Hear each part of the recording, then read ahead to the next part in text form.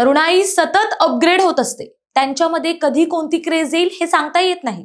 सध्याच्या तरुणाईमध्ये slim fit दिसण्याची हौस आणि सिक्स पॅक्स बनवण्याची क्रेज आहे। फिट राहण्यासाठी आवश्यक असणाऱ्या संतुलित आहाराऐवजी अनेक तरुणी सोशल मीडियाच्या ट्रेंडनुसार आपला आहार ठरवत आहेत। वजन कमी करण्यासाठी काही जण अन्न पूर्णपणे टाळत आहेत, तर काही जण वजन वाढवण्यासाठी भरमसाठ खाण्याच्या आहारी जात आहेत। परिणामी तरुणाई ईटिंग डिसऑर्डरच्या विळख्यात अडकत चालली आहे।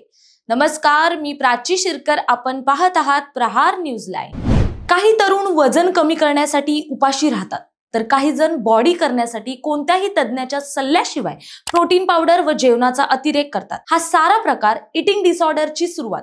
सध्या कॉलेजमध्ये शिकणाऱ्या मुला-मुलींच्या मानसिक आरोग्यावर याचा परिणाम होत आहे। बॉडी इमेज संबंधी असलेली चुकीची समजूत, सततचा ताण आणि सामाजिक तुलना या सगळ्यामुळे अनेक तरुणी आहाराबाबत गिल्ट निर्माण करत आहेत। काहींना एनोरेक्सिया तर काहींना बुलिमिया सारखे विकार होत आहेत। या दोन्ही अवस्थांमध्ये आहाराकडे पाहण्याची दृष्टी बदलते आणि ही स्थिती शारीरिक आणि मानसिक दोन्ही आरोग्यावर घातक ठरते। ईटिंग डिसऑर्डर ही एक मानसिक आणि शारीरिक दोन्ही प्रकारची समस्या आहे।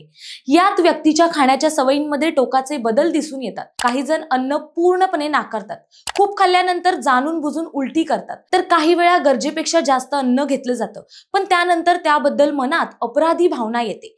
या विकारांमुळे शरीरातील पोषण तत्वांची कमतरता होते आणि मानसिक तणाव वाढतो। सोशल मीडियाचा प्रभाव कशामुळे होतो तेही पाहूयात। सोशल मीडियावर दाखवले जाणारे परफेक्ट शरीराचे मॉडेल्स, व्हिडिओज आणि ट्रेंड्स हे अनेक युवक युवतींसाठी आदर्श मानले जातात। मात्र हे आदर्श वास्तवाशी फारकत घेणारे असतात। बरेच तरुण स्वतःला त्याच चौकटीत बसवण्याचा प्रयत्न करतात।